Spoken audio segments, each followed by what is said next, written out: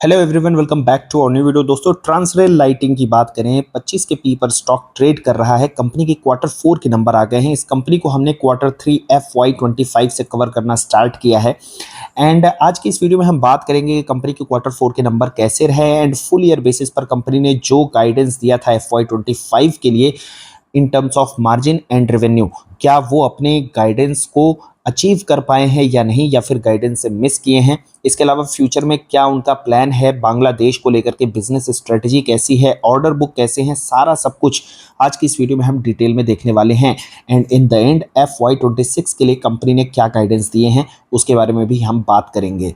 Company के अगर हम क्वार्टर 4 के परफॉर्मेंस की बात करें तो 39% से रेवेन्यू ग्रो किए हैं और एबिटा मार्जिन अगर आप देखेंगे 12.1% के कंपैरिजन में 12.2% के मार्जिन इस क्वार्टर में रहे हैं। तो वाई ओ वाई बेसिस पर मार्जिन लगभग जो है तो ऑलमोस्ट फ्लैट से ही रहे हैं। एंड पैट की अगर बात करें तो लगभग 27% से इनका जो पैट है वाई ओ वाई बेसिस पर ग्रो किया है। फुल ईयर बेसिस पर अगर हम बात करें तो कंपनी ने 30% का रेवेन्यू ग्रोथ का बात किया था क्वार्टर 3 के कॉन कॉल में, और अब अगर आप देखेंगे तो कंपनी का revenue growth full year basis पर 30% ही आया है। तो एग्जैक्टली कंपनी अपने गाइडेंस को मीट की है।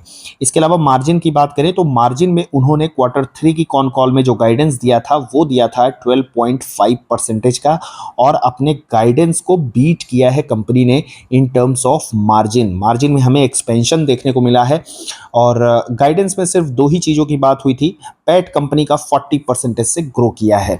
तो ओवरऑल कंपनी का परफॉर्मेंस देखा जाए तो सॉलिड है, बढ़िया परफॉर्मेंस कंपनी ने फुल ईयर बेसिस पर भी किया है एंड क्वार्टर 4 बेसिस पर भी किया है। अब एक छोटा सा ओवरव्यू मैं दे देता हूं कंपनी के बारे में। हालांकि मैं कमेंट सेक्शन में एक लिंक जो है पिन कर दूंगा जहां पे ट्रांसरेल के बारे में, कंपनी के बारे में अगर आपको थोड़ा सा डिटेल में जानना है तो आप चाहे तो उस लिंक पर क्लिक करके वीडियो देख सकते हैं। कंपनी की बात करें तो पिछले 4 डिकेड से कंपनी कार्य कर रही है। लगभग 59 कंपनीज में कंट्रीज में कंपनी के फुटप्रिंट है और जो मेन काम है कंपनी का वो है ट्रांसमिशन डिस्ट्रीब्यूशन। आगे चल के आप देखेंगे नियरली 92% इनके जो बिजनेस हैं वो ट्रांसमिशन एंड डिस्ट्रीब्यूशन से आते हैं। लेकिन इसके अलावा company rail electrification, power lighting infrastructure और सिविल का भी कुछ थोड़ा बहुत काम देखती है। और कंपनी के मैनेजमेंट की अगर फिलॉसफी की बात करें तो simplicity, self confidence and speed जो है इनका जो एक तरीके से आप बोल सकते हैं कि इनका मेन विजन है। कंपनी के अगर मैन्युफैक्चरिंग फैसिलिटीज़ की बात करें तो galvanise latest towers, conductors, monopoles company बनाती है। एंड यूटिलाइजेशन अगर आप देखेंगे तो टावर्स में लगभग 90 से 95% का यूटिलाइजेशन है, यानी फुल्ली कंपनी अपनी कैपेसिटी को यूटिलाइज करती है। कंडक्टर्स में 100% का यूटिलाइजेशन है एंड दैट इज़ वाई ऐसे समय पर अगर ऑर्डर बुक ग्रो कर रही हो तो कैपेसिटी एक्सपेंशन काफ़ी इंपॉर्टेंट हो जाता है and this is what exactly same company is doing. अब इसके अलावा कुछ और फाइनेंशियल मेट्रिक्स की अगर हम बात करें तो कंपनी का net debt to equity ratio reduce हुआ है, 0.56 से घट करके 0.34 हो गया है। कंपनी का कैश फ्लो ऑपरेशन भी वाई बेसिस पर बहुत बढ़िया तरीके से इंप्रूव हुआ है। 35 CR का इनका कैश फ्लो था फ्रॉम द ऑपरेशनल एक्टिविटी 2024 में। और उसके बाद अगर अभी की बात करें FY25 में तो वो निकल के आया है 287 CR इन 2025 फाइनेंशियल ईयर की बात हो रही है। तो cash flow from the operation बहुत बढ़िया है। इसका मतलब है, ये एक इंडिकेशन है कि कंपनी जिस बिजनेस में है वहां से कंपनी जो है कैश जनरेट कर पा रही है। आरओसी भी कंपनी के इंप्रूव हुए हैं। वर्किंग कैपिटल डेज की बात करें 74 डेज हैं एक्सक्लूडिंग आईपीओ फंड, और उनको अगर इंक्लूड कर दिया जाए तो लगभग 90 दिन का पैसा कंपनी के पास में है। एंड कंपनी का कहना है it is expected to remain within 75 to 85 days. Total borrowing की बात करें तो लगभग 650 करोड़ का बोरोइंग कंपनी के पास में है। And interest expense full year basis पर देखेंगे तो नियरली 197 करोड़ है। लेकिन आगे चल करके ये इंटरेस्ट जो है कॉस्ट वो एक्सपेक्टेड है कि कम हो जाए। कंपनी का क्रेडिट रेटिंग जो है वो अपग्रेड हुआ है जिसका इम्पैक्ट पड़ता है इंटरेस्ट कॉस्ट पे। बैंक के जो इंटरेस्ट हैं या फिर कहीं से भी जो इंटरेस्ट, जिस इंटरेस्ट पर ये लोन लिए होते हैं उसकी अगर क्रेडिट रेटिंग इम्प्रूव होती है तो वहाँ पर रेट्स में भी थोड़ा सा रिलैक्सेशन मिलता है। तो यहाँ पे भी एक्सपेक्टेड है कि इंटरेस्ट रेट आगे चल करके इनके लिए इंटरेस्ट कॉस्ट जो है आगे चल करके थोड़े से कम हो सकते हैं। और कंपनी के पास जो एडवांसेस आते हैं प्रोजेक्ट को लेकर के, तो पावर ग्रिड की बात करें वो इंटरेस्ट बेरिंग है, लेकिन इंटरनेशनल से जो भी मिलते हैं वो इंटरेस्ट फ्री हैं। तो ओवरऑल कंपनी का फाइनेंशियल मैट्रिक्स हेल्दी है, बैलेंस शीट हेल्दी है। और डिविडेंड पॉलिसी की बात करें तो हो सकता है कि इस बार FY26 से कंपनी अपनी डिविडेंड पॉलिसी पर काम करेगी और इस बार से डिविडेंड देना स्टार्ट करेगी। अब बात कर लेते हैं project execution and order book की। तो कंपनी के पास फिलहाल 16,000 करोड़ रुपए के ऑर्डर बुक हैं, इंक्लूडिंग L1 जो कि 1364 करोड़ का है। This is what looks attractive in the Transrail, क्योंकि अगर कंपनी की हम बात करें तो लगभग 16,000 करोड़ का इनके पास ऑर्डर बुक है। मार्जिन की बात करें, बढ़िया मार्जिन है 12.5%। T&D से अगर आप देखेंगे तो अनएग्जीक्यूटेड ऑर्डर में 92% का अनएग्जीक्यूटेड ऑर्डर है। और कंपनी का मार्केट कैप की अगर आप बात करेंगे तो वो हो जाता है नियरली 8,500 करोड़। तो आप देखेंगे तो एक ऑर्डर बुक और मार्केट कैप में काफ़ी बड़ा गैप है। स्किपर की बात किया जाए तो लगभग 6,500 करोड़ का मार्केट कैप है, 11% के मार्जिन पर कंपनी कार्य करती है और लगभग 5,500 करोड़ का उसका मार्केट कैप है। तो ये एक दिखाता है कि हो सकता है कि यहाँ पर ट्रांसरेल में वैल्यूएशन जो है कंफर्ट दिखाई पड़ते हैं। वैल्यूएशन की भी बात करें P25 का है, ग्रोथ 25% से चल रही है। स्किपर की अगर हम वैल्यूएशन की अगर हम बात करें तो स्किपर का P38 का है। तो उस हिसाब से लगता है कि कंपनी में रिस्क जो है काफ़ी कम है, वैल्यूएशन काफ़ी अट्रैक्टिव हैं। ऑर्डर बुक के हिसाब से अगर आप रेवेन्यू की विजिबिलिटी देखेंगे तो 18 से 24 महीने की है। जियोग्राफी की बात करें तो 51% ऑर्डर बुक जो है वो इंडिया से है एंड 49% इंटरनेशनल से है। ट्रांसरेल में एक प्रॉब्लम थी बांग्लादेश से जो ऑर्डर्स थे उसको लेकर के, क्योंकि बांग्लादेश के साथ कुछ इश्यूज चल रहे हैं, तो उसके बारे में भी बात किया गया है। थोड़ी सी अनस्टेबिलिटी है बांग्लादेश में और जिसकी वजह से प्रोजेक्ट हो सकता है एग्जीक्यूट हो, पेमेंट मिले ना मिले या फिर डिले हो जाए, तो उन सारी चीज़ों को लेकर के एक निगेटिविटी भी बनी हुई थी। न्यू ऑर्डर्स की बात करें FY25 में 9,680 करोड़ रुपए के रहे हैं, ग्रोथ 120% है। 6,000 करोड़ का जो है तो इंडियन मार्केट से इनका जो है तो ऑर्डर है। टोटल मार्केट शेयर की बात करें T&D सेक्टर में तो 10 से 12% का है। सिमिलरली मार्केट शेयर स्कीपर का भी अराउंड 15% का है।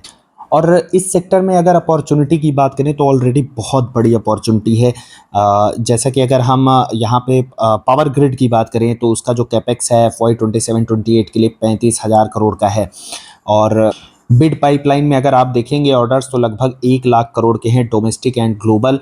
और वहाँ से अगर आप कन्वर्जन देखेंगे तो विन रेशियो लगभग 8 से 10% है। तो यानी कि आप एक्सपेक्ट कर सकते हैं कि यहाँ से अभी भी लगभग 8 से 10,000 करोड़ का यहाँ पे ऑर्डर बुक एक्सपेक्टेड है कि ट्रांसरेल को मिल जाए।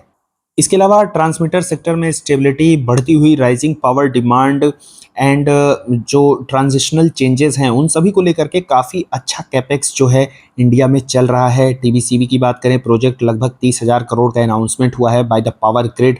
HVDC अपॉर्चुनिटी यहाँ पे भी अगर आप देखेंगे तो लगभग 5,000 करोड़ का जो है तो पाइपलाइन है। तो कुल मिला के सब स्टेशन वगैरह EPC प्रोजेक्ट ये सारे T&D में काफ़ी बेहतरीन अपॉर्चुनिटी है जो भी कंपनी यहाँ पे कार्य कर रही है, चाहे वो स्कीपर हो या फिर ट्रांसरेल। इसके अलावा ट्रांसरेल जो है ग्लोबली भी एक्सपेंड करने की कोशिश कर रही है। अगर आप देखेंगे तो टॉप 5 इनके इंटरनेशनल जो जियोग्राफीज़ हैं जहाँ पे कंपनी के प्रोजेक्ट्स हैं उनमें कैमरून, केन्या, तंजानिया, माली और नाइजीरिया आते हैं। और जैसा कि हमने पहले ही देखा है कि इंटरनेशनल ऑर्डर में लगभग 10% का एडवांस पेमेंट वो भी इंटरेस्ट फ्री कंपनी लेती है।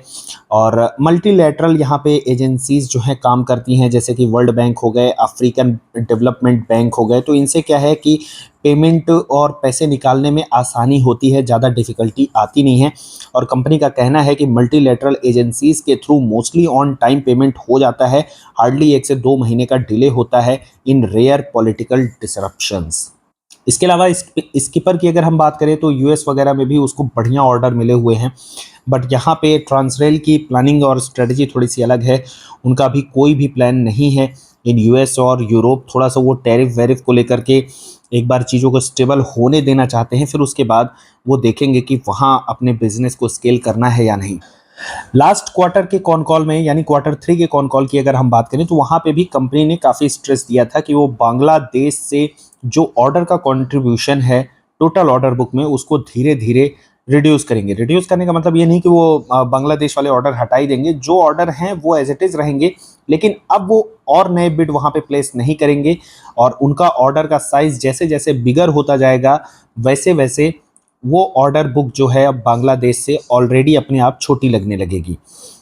फॉर एग्जाम्पल की बात करें, बांग्लादेश ऑर्डर बुक अनएग्जीक्यूटेड अगर दिसंबर की बात करें तो 20% था, मार्च की बात करें 15%, मई में एक्सपेक्टेड है 12% का हो जाएगा और FY26 के एंड होते होते तक 5 से 6% का हो जाएगा। No new bids planned in Bangladesh, तो बांग्लादेश को से वहाँ पे बहुत ज़्यादा बिड्स नहीं करेंगे बिकॉज कि वहाँ पे पॉलिटिकल डिसरप्शंस काफ़ी ज़्यादा हैं, थोड़ी सी अनस्टेबिलिटी चल रही है, तो पैसों को लेकर के थोड़े से इशू हो सकते हैं और ये कोई एक बहुत बड़ा रिसीवेबल ना बन जाए। दैट इज़ वाई कंपनी इस तरीके से प्लान कर रही है। हालांकि कंपनी का कहना है कि बांग्लादेश के जो भी प्रोजेक्ट हैं वो जून 2026 तक कंप्लीट हो जाएंगे और पेमेंट अभी लास्ट के 6 महीनों में सारी पेमेंट ऑन शेड्यूल रही हैं। टोटल $70 मिलियन रिसीव हो चुके हैं अभी तक एंड टोटल जो एक्सपोजर है वो लगभग 300 करोड़ का है।